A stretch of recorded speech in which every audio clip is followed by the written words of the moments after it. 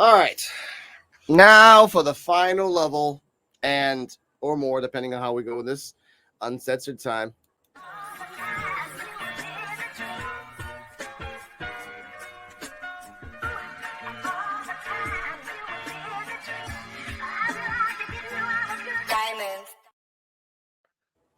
Now, That is dope. That is dope. I'll tell you the app that I use. It's so you can use it on your phone. Wonderful things. Time for the uncensored questions. All right. And there is no number. We're going to go as far as I can go before I have to stop myself. Now, uncensored question number 1. When was the first time you had the best Gawk Gawk 3000 in your life? Ooh. We started off just like that. I told you. All right. From a former girlfriend, and yeah, that was from a former girlfriend. This is years ago, and when she went there, it was, let's just put it like this: things that I had watched on porn back then. Yeah, yeah. She matched that, and I couldn't believe. I was like, wow. And I mean, bro, at the end, I'm like, yeah, one of those. Yeah, like I would say it when you're left speechless. That's incredible. Or twitching when you're stuck twitching for like half a day. Ladies and gentlemen, shout out to my first girlfriend. I love you, even though you blocked me and ghosted me. You know how it is. Next question, and this is concerning Brooklyn. Mm-hmm. Now we know that Brooklyn is getting gentrified and turning into what two broke girls try to represent in that show. Ladies and gentlemen, I'm not promoting that show. That show is trash. I've never seen it. Thank God you didn't. I just want to put that out there. I watched all 5 seasons twice. It's just ridiculous. Or 7, not really sure. But these are 2-part question. Mm-hmm. What do you think Brooklyn's going to be? And what do you want Brooklyn to be in the next 20 years? Well, you said it. You said it best. What Brooklyn is going to be, continue to be gentrified. Yes. It is going to be like that. It's going to go back to what it was in the beginning. Yes. And there's a reason for that, because whenever you have some people on there, you want to invite a certain group, and we already know once you have a Starbucks, Whole Foods, you already know who's coming in, and there's nothing wrong with it. Just what it is. Yeah. And where it's gonna be in 10 years, I don't know. I firmly believe with the way how rent is going out there, it has gone ridiculous. When I'm hearing how much people are paying just for a 1-bedroom, and forget a 2 or 3 bedroom. Oh my God. Yeah. It was nowhere like when we were growing up, a 2-bedroom back in the day for us was anywhere between $730 to $800. That was the max.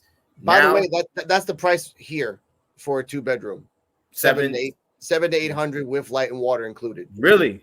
Man, yeah. Not even close there. Not even a studio. So no, I will honestly believe that Brooklyn will end up being for those who are able and capable of affording it.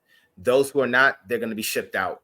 And the way how I see it, it's going to be just like it is now. We're going to see more of, it's going to be, the haves are going to be on this side, the have-nots are going to be on this side. And I really feel that when whoever will be mayor or governor during that time of 10 years from now, they're going to see to it that there's going to be a special police to protect that. Now, continuing on from that question, do you believe, because over here in Puerto Rico, to give you context, over here in Puerto Rico, people are leaving the island to go to the States because they can't find anything over here. And people are leaving the States to come to the island because of Act 20, Act 22, Act 60. If you have a business, you could just make one up here and pay only 4%. Oh, wow. It's a weird thing. I talk about it on my channel. Do you think that's the future of America as a whole? Because mostly Americans are doing this, not really, and some Spaniards and a couple of Italians, maybe a couple of Chinese representatives. No one from Japan is trying to come over here for some weird reason. I don't know why. We're an island too. Respect us. But what do you think is going from there? Because honestly, I love my island and I would never want to leave. But if the structure is that I have to leave, and then you as a person, Mr. Boogie, have to leave to go to Puerto Rico just to maintain your business, would you do it? Let's say like that. Would you do that? Honestly. Yeah. And I think that's going to be the future, where people are going to finally be an expat. They're going to have to, they're going to look to get up and go out from the States, because as we're seeing, taxes, inflation. I mean, inflation is everywhere, but with the way how inflation is here, you got to think twice about getting married. You got to think twice now of getting a family. You got to think twice if you want a home. Mm-hmm.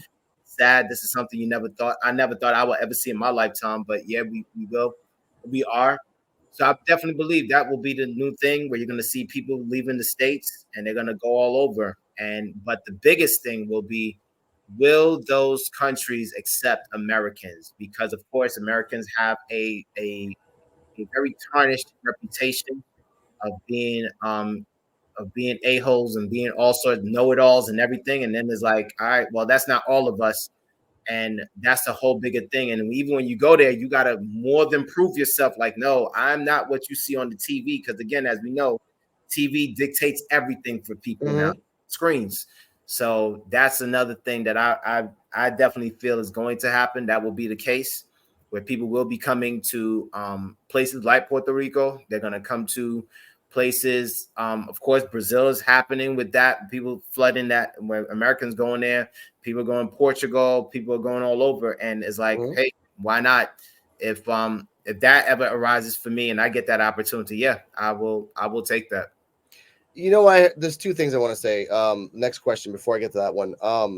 It's actually ironic. My mom and most of my friends are going to Colombia for a vacation. Wow. And I'm like, why don't you go to the Dominican Republic? And I'm like, and the funniest thing, and ladies and gentlemen, this is a little secret. Dominican Republic, I'll get a little closer, is dirt fucking cheap to live there. If you got $5,000, you can effectively buy land, make a mansion, have maids and nurses for about 5 years. Wow. Straight up. But again, it's a lot of people like trying to get off the island and just trying to hustle to make ends meet. But Colombia, to Latinos, are like a welcome, which is really weird. So I want to put that out there. Speaking on which, on the next question, let's say hypothetical, you have a sports company, which you do, and you have a talk show and a podcast and everything else. Ladies and gentlemen, make sure check the links down below and for all these connections. Let's say you get sponsored or get picked up by Jake Paul, in the sense of Jake Paul says, "Hey, I like your style of like boxing podcast, and I want to promote it and everything else." And then before you say yes, you investigate him and see what he has done. And to give you context, there's a boxer named Amanda Serrano, Puerto Rican boxer here. She's won a couple gold belts, a beast in the ring. I've seen her. Right? Yeah, I've seen her. Jake Paul represents her. Only her. He takes her everywhere. He took her to the pre-fight conference between him and Mike Tyson. She was right there. And the reason she does that is that no one really knows this, is that he invested $50,000 in her gym. Just her gym. Not the gym in the town, not the gym in anything else. Her gym. Didn't invest in anything else. So, and then on top of that, you have Logan Paul, his brother, with the Prime and the Bitcoin scandal. And Jake Paul will always go to your town if there's a crisis and have a photo op with an old lady. We'll put that out there too. He will always do that. And there's evidence here. Knowing all this, will you still want to get sponsored by this people? No. Okay. Why? I hold myself up to standards and morals, bro. And yes. And knowing what that I know about these brothers, I understand that they really made their fame from YouTube and all that other stuff. Hey, no problem. So be it. But for me, it's just the fact that the last thing I want to be used as a cash cow as a cash cow lightning rod. Like, oh yeah, we just, if we mess up or we F up, we're gonna go and rock with Ant so we can just clear ourselves up. Yeah. No. You understand this, and being in Puerto Rico and Dominican Republic, in 1, 2, 3, 4, 5 of those islands, including the Bahamas and Turks and Caicos, those were used as shellway countries. If anybody has something, they put the money there, whatever, stashed there, and so nothing can be touched. And I wouldn't want to be used as a stash, as a hideaway for anybody. So for me, I'd rather get mine the hard way and get it the legit way, so nobody could ever say, "Oh yeah, well he did that for money," because that's the only way. So no, definitely not. Okay.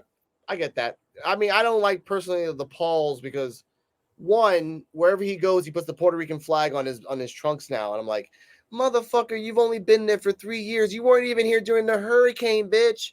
All right, you came after. But and for Logan Paul, I don't like him, not because of his wrestling things, not because of anything else. He particularly did this prank. Didn't record this, but he just did it because he just wanted to fuck with kids. There was 4 14-year-old kids next to where he lives. He made a unalive prank and did it in front of them. Right? Freaked them the fuck out. Right? Traumatized those kids, but for them it was a joke. Ladies and gentlemen, this is something you don't know. When you're driving to the airport, let's say from the east to the north, you pass by the baseball stadium, you pass by the giant statue of Roberto Clemente, and by doing so, you pass by a giant bridge, right? It's a giant brass for Roberto Clemente. You can't miss it at all. It's just humongous. Really? Oh yeah, they love Roberto Clemente. Acho, they love him like Jesus here, like just right off the bat. Like no one uses that stadium, but at least that statue's freaking shine the hell up. So you know how that goes. That particular bridge is known, and this is a fact. You want to fact check me? Come at me, motherfuckers. It's known that every month someone unalives himself on that same bridge. Every single month, someone just goes up to the top, and it's about a 60-foot drop. Every single time. So I take unaliveness very seriously here, ladies and gentlemen. And when someone makes a joke to children, that automatically just like, again, he went to Japan, did that, but that's okay. I'm gonna, yeah. Next question. Jake Paul versus Mike Tyson. Who the hell is gonna win? To be up with you, my man, I'm not gonna watch it because it's a farce. I know, but honestly, if I can call it what it is, I'll give Tyson probably 2 good rounds. Yeah. Jake Paul's gonna go at him until I think, honestly, I believe this whole thing is staged. Yeah. But I feel if Paul steps out the script, yes, and you enrage Mike Tyson, everybody's like, "Oh, Mike Tyson is what, 50 something like that." He's like 50 something around there. That's still Mike freaking Tyson. Mm-hmm. And there was somebody on the plane who tested Mike Tyson one time by asking for weed and was like, and kept hounding him until he got up and he started cracking the dude. And the dude did all of that because he wanted to feel Mike Tyson punch him. Stupid. Yeah. Stupid. And he did. He was leaking a little. Yeah. So I feel that Paul will take it because that's just how it is. But I feel if Paul goes off script, Mike Tyson will come out. Okay. He will come out, and yeah, and that's when it's everything is gonna go. All hell's gonna break loose. It ain't gonna be. I hope that. It's I hope that. No, I want Mike Tyson to just like, he might get an aneurysm after this, but I don't get. I mean, right. I hope he don't. But I want you to fucking demolish Jake Paul and just shut him in. Like no more of him going to different wrestlers, like different boxers now, and keep doing this. After Mike Tyson, he's like, you know what? I'm not doing this anymore. I'm done. That's it. That's all I want you to do, Jake Paul. Just stop this farce. I wouldn't say that. I will say if he does after Tyson, I would say this, Alex, that after this, go and get some real boxers now. Yeah. No longer going to like MMA fighters who hasn't really fought boxing. Go and get some real boxers now. Now we can see what you're really about. Yeah. Because I forgot the last guy he fought. He was an MMA fighter. I forgot homeboy's name, but he had a shot, but he just dropped his hands too much. But I will say after this, if I feel he will win it, Let's see if you're going to actually go to boxes. But as I said, I like if you that. go off script, Mm-hmm. that might be Tyson come out like resurrected. I would like that. Now, moving on, I actually wanted to talk about this in the beginning of the questions, but I like talking about this now because you can be more open about this. Your topics that you talk about is about the being a father, and again, we both are like I'm a father myself, and you want like the fathers to be there in life. Now, can you tell the people in your own words how can we do that? How can we help these sons and daughters like stop being so fucking ratchet? Honestly, doesn't matter the race. Doesn't matter the race, ladies and gentlemen. You ratchet and just because again, I grew up 42 years old and I grew up with morals and ethics, but I grew up in a society where you were always fearful of death. I grew up in the 90s in Puerto Rico when the gangs were going crazy. You grew up in the 90s in Brooklyn when it was just you had to look both ways. So paranoia is our tattoo. Right. This generation is just exactly paranoia. Like shout out to Pooh Bear for that one. But this generation is based on no one expects to get punched in the mouth. Understand what I'm saying? No one. You want to talk right into the person's face and expect no one to punch in the mouth. But when someone punches in the mouth, oh my God, why? Because you're in my fucking face. So what should we do to rectify that, Mr. Boogie? I would say first, number one, I want to clarify this to everyone. I am not a dad. I know you are. I'm sorry. But I've worked with kids for a very long time in my life. And to rectify that, it starts in the home. What codes and morals are you teaching your children? And the biggest thing is this wonderful small device that we have that we're quick to give our children from the time they are born. That is a blessing, but more so a curse. So you as a parent have to put the clamps on that. I remember one kid that he used to be through our program, and he says his mother he only has 30 minutes of screen time. I was like, say what? I never heard that. He said, we only have 30 minutes of screen time. I said, so how does that happen? He said, simple. My mother takes away my iPad. And then I was talking to his mom one day, and I said, he said that he only has 30 minutes. She said, yeah. After I say 30 minutes, I shut off the Wi-Fi and everything until he goes to bed. I said, wow. So it starts in the home, man. And that's where it is. As I'm sure as you do with your little one, not so little one, but you're growing up into a grown one, that you have to make sure, hey, look, this is how this thing rolls in the home. Like, as you said, how it was for us. We had to look both ways, but we were given these codes and morals from the crib. When we leave outside, we represent our mother, we represent our father, we represent our family.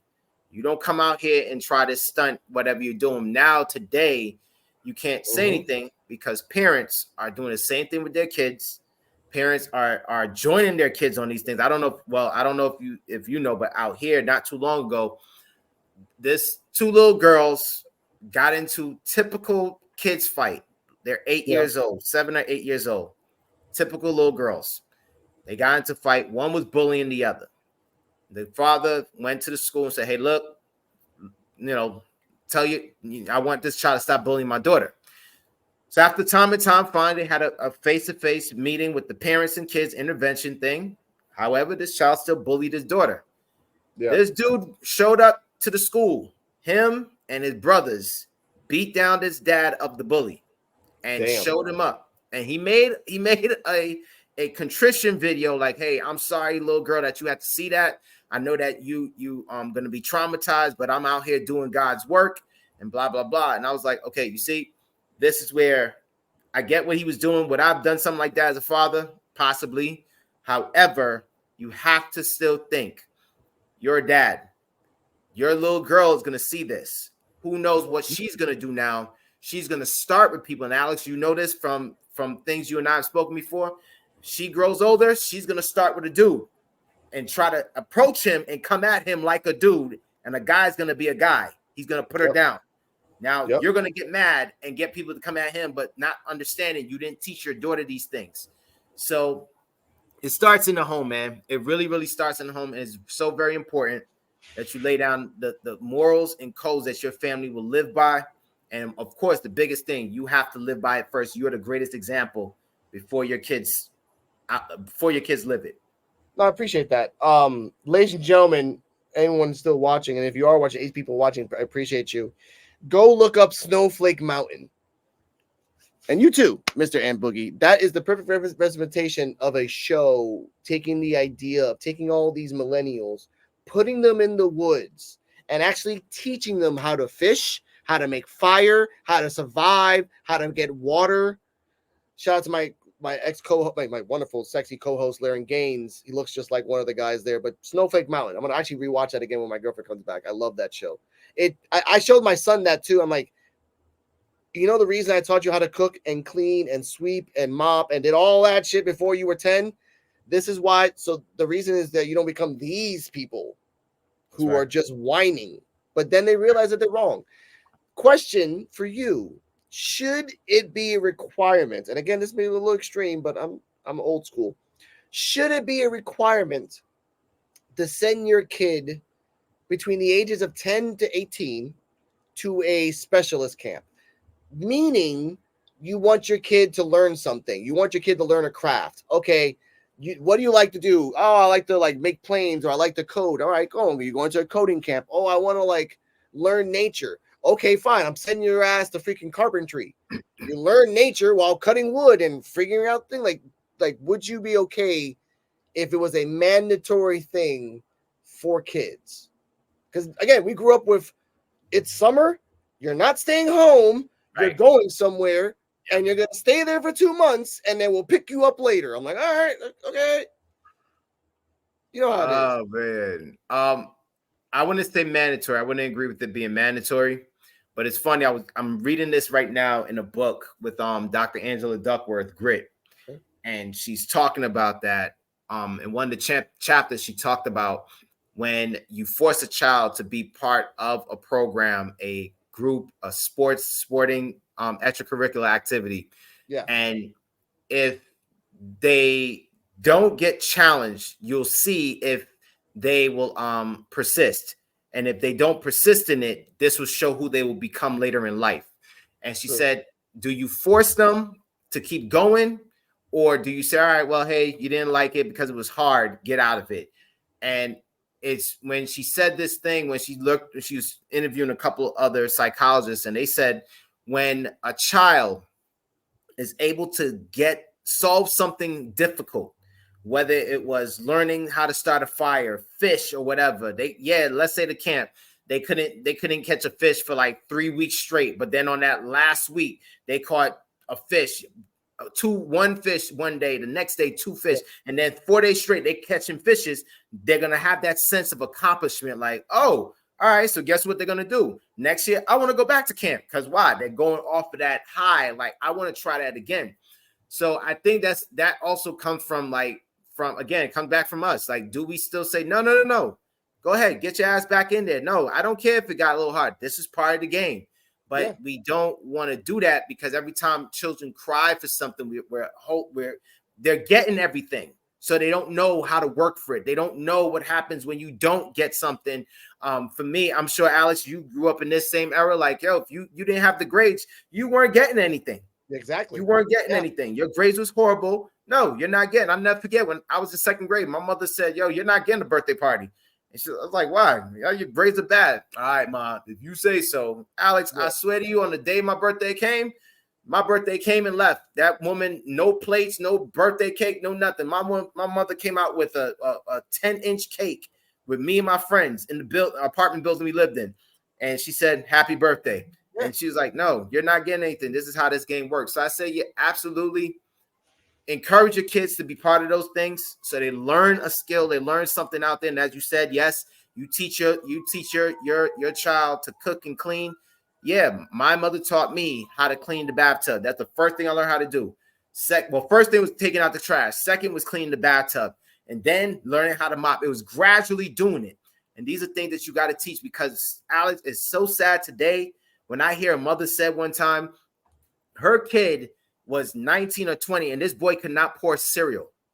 Oh God! I say that for you again. 19 or 20 and could not pour cereal. I never heard that. This is when you and I, when our hands were too small and the box was bigger than us, and we poured in, man, the whole box of cereal and all that milk came out. That was part of the game. But mom got mad and whatever. Mom, dad got mad and whatever. But we learned as time progressed, and then we learned how to touch the stove, but we had to be careful with this. So yeah, I definitely believe parents should encourage it, but not mandatory, because the last thing you want is for a kid to just do it and then they have the skill and they don't use it. Okay, I get that. And again, mandatory might have been a little bit extreme, but I want kids today to understand that you can learn the same things that we did without the trauma behind it. Right. It's a lot more simpler that way than to just give you trauma and then you have to learn by trial of fire every freaking thing of life. And again, ladies and gentlemen, I learned how to sweep and mop and clean and cook and all that stuff before I was even 14, because my mom told me as a kid, I want you to learn all those things. And my dad, before he died, taught me how to make a house, how to cement, how to sand the wall, because he told myself, when you get older, you don't want to rely on anybody to do it for you. If you know how to do it, then you know how to do it by yourself. Get some land and just do it. My brothers, as stubborn as they are whizzes in mechanics and just troubleshooting. Because like you said, you're in a situation, you have to learn to adapt, or you just have to give up and understand that you just don't know how to do that. Yeah. I don't know how to drive stick, and I've tried many a time, but I've known that if I don't know how to drive stick, I'm not going to keep pressuring myself. I'm going to try a different route. My brothers are like, F that. We're going to learn how to drive stick. We're going to learn how to drive 18-wheeler. We're going to learn how to drive a Bobcat. We're going to learn how to, because they got interested. Like you said, they just went from one thing to the next to the next. My brother went from horses, the go-karts, to motorcycles, the ATVs, the Ford Tracks. Now he's in ATVs again. Kind of like horses, but he doesn't want to maintain them because horses here are kind of hard to find. There is no stables here, ladies and gentlemen. The things you see on TV, that's all illusion. We leave horses in abandoned factories, and that's the way they live. Okay. And then they're like dogs. They wake up in the morning and they just frolic around town eating stuff, and then they go back home. That's what they do here. It's weird. But I agree. And that's something that I've learned that made me understood before manhood came into my play. Cook and clean for yourself. I learned how to clean for myself. That was the first number one thing. Making up your bed. Jesus Lord, just do that. And then cook was like, I had to learn how to cook, Alex, when I was 21. And that's when we moved. And I was in this apartment by myself. Didn't know I had macaroni shells and tuna, and I didn't know what to do. And I'm like, what do I do with this? And then it was simple. Put it together. Just put it together and eat. And it was the most horrible thing I tasted, but it's just what it was. And that's what I learned. Like, yo, you don't want to be this man in your life growing up and you waiting for a woman to cook for you, clean for you, when you can do this for yourself. Because what if it doesn't happen? Then what do you do? And it's like, it's expensive to eat out every single day. Last time I checked. Yep. Damn right it is. I know that much, man. I have to get sales and specials to get. Anyway, last question so we can finish this up and enjoy the day and a night. In the future, where do you think I'm not going to say country because that's a big question. Where do you think your state is going in the next 10 years? Well, right now I see that the state has grown. The city has grown exponentially, and I feel it will continue to grow. I think it's going to have more cities that's going to be annexed. It's no longer going to be, all right, we're here in Atlanta. No, they're going to be like, nope, we separate from Atlanta. We don't want to be here next to Atlanta no more. And I feel they're going to have more of those. And with that, there's going to be some neighborhoods that I know that people don't like it, but I have to call it what it is. They need to be gentrified because it's putting a sore eye on some things. And it's like, yeah, this needs to be cleaned up, needs to be better.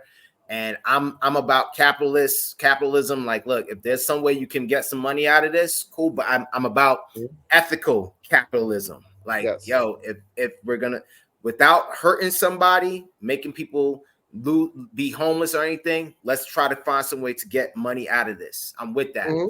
And But if it's going to cause people to lose their lives, their homes, no, don't do that. Like, find another way. But I feel that's going to happen. That you're going to see more gentrified neighborhoods, and you're going to see more of people. Is going to be more of people who have and who don't have.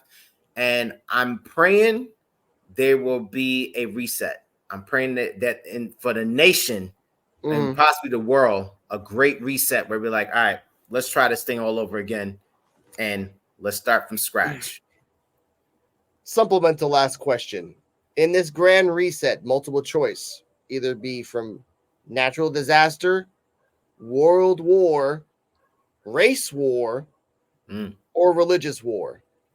Ooh. One choice. One choice. Because I don't think there's gonna be a race war after a hurricane. No. There's not gonna be a race war. That wouldn't make. We did this. We did that already in terms of when everybody was doing the woke thing. We did that already.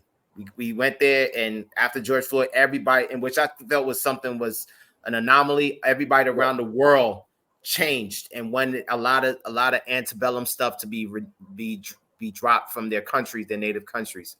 I feel either war or a biological thing. I feel it will possibly be war because of the fact that war destroys. Yes, war destroys, and when supplies are gone, civilization is now scarce. You have no choice but now to like, all right, let's get back to now. We got to rebuild, just like you knew in your country after natural disaster, that hurricane that hit. Everybody had to rebuild, and it took a long time. And things that people could say, "Oh yeah, I'll be all right without lights." Okay, 3 months later, do that shit for 9 months. That ain't that's fun. what I'm saying. When you got 3 months, you can say that now, but 3 months later is not cool. 6 months is not cool. 9 months is torture. So I feel it may be with war. I don't like war, but I think it may go there. Who will have the war? Don't know. But I think once it goes there, that's when we will see that reset. And now we will have to get back to our senses. And we'll realize, like, a lot of these weapons that we're using, that we've been using and that we've been hoarding, this thing is more detrimental to us than it is helpful. Of course. And I think for my answer is it's going to be natural disasters. I mean, for example, you talked about Hurricane Maria. On May 8th to May 11th, a simple storm passed by Puerto Rico, but it came in from the south. And and you can check out my channel. Everyone else can check out my channel, my shorts. You can literally see people take stairs and go on top of roofs because the whole street and up until the roof of their cars were filled with water. And that was just one day. And then a tourist died on the 11th in a famous waterfall. Then another tourist died in a river it's just, I get scared for natural disasters because we can't just say we're going to take care of it. We have to say we have to wait until it's done and then figure out what to do afterwards. Because yes, we can rebuild, but I hope that we can rebuild with moral sense of doing it right instead of what they did here in Maria, which was rebuild with holes in the floor to this day, because we still have holes in our infrastructure to this day. But ladies and gentlemen, final thoughts, Mr. and Boogie, on this journey and final thoughts for the world. The journey of life has been different. It's been interesting, ups, downs, turnarounds, and what the hells. But I'm grateful, man, that I have come through a lot of them by the grace of God. And I'm not trying to be numinous and pious or anything. I'm just calling it what it is. I am a man of faith, and I'm grateful that I've come through a lot of those things. And for the world, I'm just praying that we will get to the space. And I use something that you've said before, man, that we can love each other. And for the times that you've been on the show, and you've said that many times, and it's true, that we will love each other. We will get away from this insatiable appetite for violence and crudeness and crassness. It is not helping us, because the next generation that comes in now, they're seeing this and they're thinking it's okay. And then it's going to be some normal headed people like us who have the incredible task of trying to turn them away from that. Say, no. This is how it's supposed to look. Watch this. That's not real. That's fake. This is what it is. And that's something I want us to do, to get to that point where we can be a village again. We can be a people of helping one another and looking out, because this is the only way we will survive. When we forget about self, there's nothing wrong looking after you, but when we focus too much on self is not good. When we could just drop self a little and look after the next man and not take advantage of each other. That's true. I like that. That was nice. That's like little Mr. Rogers stuff right there. That was pretty cool. My closing thoughts is as follows. When trying to find the truth, look both ways, behind, forward, left, and right. When trying to be true to yourself, remember that you were untrue in the past. Remember it, savor it, but never repeat it. That's how you become your true self. Okay. And third thing, it only costs under $4, ladies and gentlemen. If you don't want a baby, buy a condom. For the love of God, it's not that hard. That's what she said. Ladies and gentlemen, thank you for passing by. Thank you for enjoying our process. Hopefully we can do this again at another time. Hopefully when my girlfriend comes over and we can talk about more about spirituality and politics. But stay healthy. Stay happy. Welcome to Rican Reactions. Coquito Underground. And sing that song, Sauce Walker. Sing it well.